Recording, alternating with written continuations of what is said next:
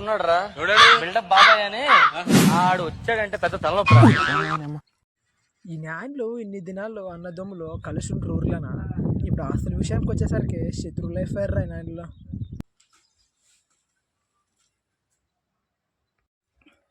ఏమేసే ఎన్ని దినాలు బాగుంటారు నువ్వు అన్న ఏం కొట్లాడారంట?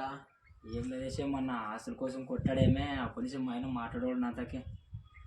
ఏంటికి మాట్లాడా షమి అన్న? నన్ను దగ్గర మాట్లాడిపిస్తాను.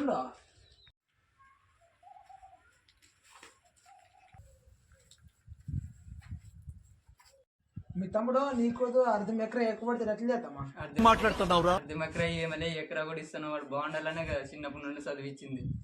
సర్లే షమీరే, నువ్వనే చెప్పుకోరా వానికి.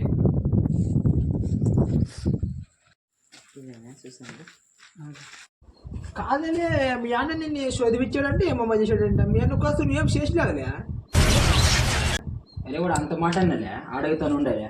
అలే 3 జంటడా నన్నే 3 జంటలు అంటే వాళ్ళే నువ్వు అంటే నీదేమలే ఇప్పుడు నన్నే అంటే వాళ్ళే.